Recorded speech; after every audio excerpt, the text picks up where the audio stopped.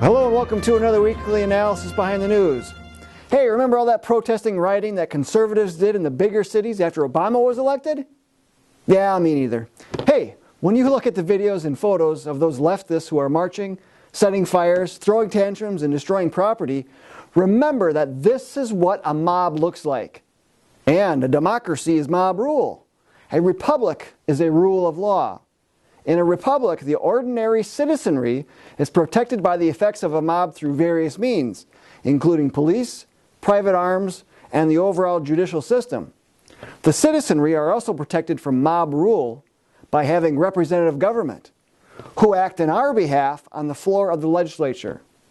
And the citizenry is protected by mob rule by the electoral college, which helps to prevent bigger cities from overruling the sparsely populated rural areas. So these miscreants are rioting and protesting against the same electoral college that gave them Obama in 2008 and 2012. Here's a word of advice for these folks. Learn some American history. Our governmental systems are set up for a great reason: to protect you from the whims of the mob. A majority that can give you anything you want will also be able to take away anything you need. If you want change, then effect it through the proper channels. Your immature, ignorant, and despicable behavior will only cost you liberty instead of affording you more. And folks, if the media is portraying these as spontaneous protests, then realize they're lying to you. We have been able to track at least 2 violent hardcore leftist organizations that are planning these protests and bussing in protesters. And recall that many AstroTurf organizations linked to the violent Black Lives Matter protests and riots are funded by none other than the George Soros foundations. Many BLM protesters were actually promised regular pay for their protesting. And since Soros has spent hundreds of millions of dollars in manipulating American elections, why should we not assume that he is financing the AstroTurf organizations planning and carrying out these anti-Trump protests?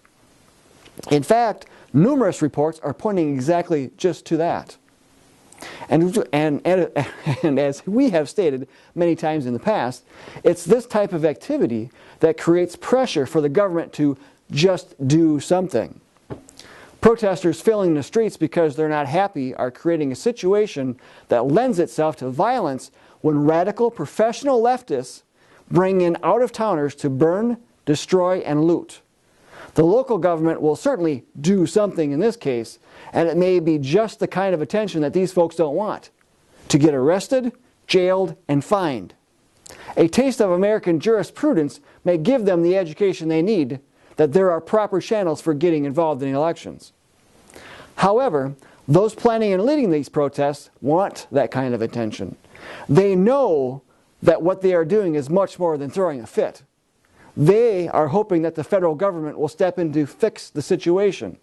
But as we pointed out, this usually means additional government to add more bureaucracy, taking away liberty. And where is Hillary Clinton and the DNC in all of this?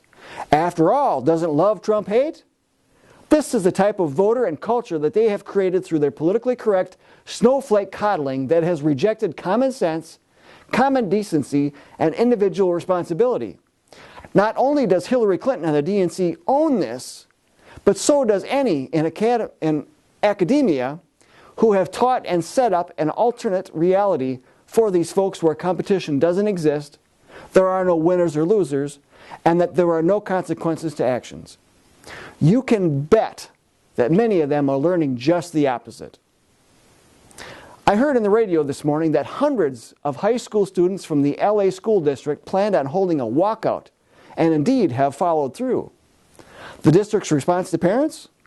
Well, just be sure to let your kids know that they should keep this peaceful.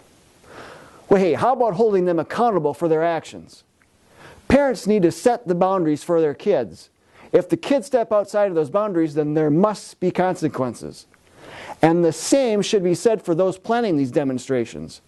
If there is any violence, you should be tried as an accessory.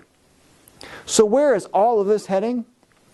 Watch for the Electoral College to be relentlessly attacked and a renewed push to use the popular vote to decide the presidential election. Already, A movement called the National Popular Vote has convinced 11 misguided states with combined 165 electoral votes to award these votes to whoever wins the popular vote.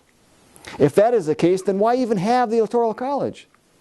These 11 states include California, Hawaii, Illinois, Massachusetts, Maryland, New Jersey, New York, Rhode Island, Vermont, and Washington. Notice any pattern here? Liberal states are lining up to ensure their electoral advantage. Folks, if we lose the Electoral College, then you will see the major population centers in this country choosing the president, which will reflect their liberal, big city values.